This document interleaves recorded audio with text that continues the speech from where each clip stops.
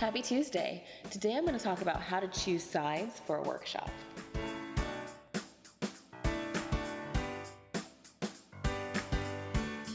Hey there, it's Asia Ray Coleman, and today's video is created in response to a question from one of our viewers. Lindsay Girl 007 asked on YouTube, can you make a video about picking a scene for a workshop?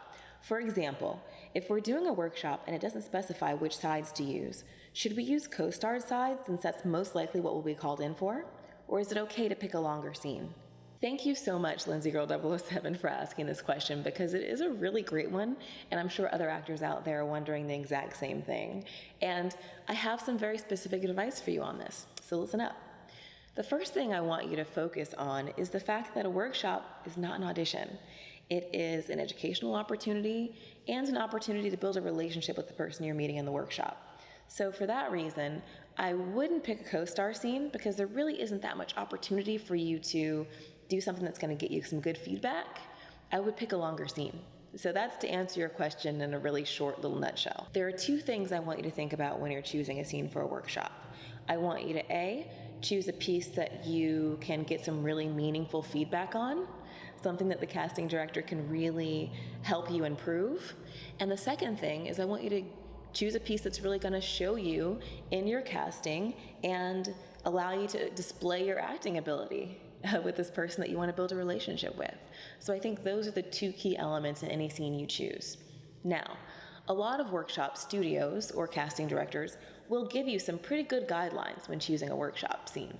So a lot of them will say, pick a scene from this specific website, or this casting director has a specific list of scenes that he'd like to see, so choose one of those. A lot of them will give you a page length specification or a length in terms of minutes. Now, if you don't get any guidelines, here's what I want you to think about. Choose a scene that's about 3 pages long, so it should take you maybe 2 to 3 minutes to perform. Keep it short and sweet, but make sure that something happens where you can show your acting chops. Make sure to choose a scene that is within the genre that the casting director typically casts. If I'm going to see a comedy casting director, I want to show her that I can do comedy, so I'm not going to pick some super dramatic scene. And the third thing is to pick a scene that shows you, again, in your casting, that shows you in a very good light. I would always choose a scene that shows someone playing a role that I want to be playing. A professional, smart, kind of go-getter type person, or maybe a villain who has some language that's difficult because I'm good at that. You know, pick what you want to display and make sure to pick a scene that allows you to show that off. Now, there is one thing I want you to make sure you don't do when choosing a workshop scene, and that is to do a scene from a project that hasn't aired yet.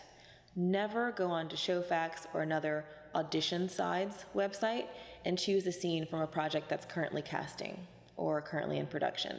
That is a huge no-no, and Workshop Studio will not be very happy if you do that. I hope that helps Lindsay Girl and all those other actors out there, and I will see you next week on GuruTips for Actors. Make sure to subscribe to our YouTube channel so you don't miss it. Bye.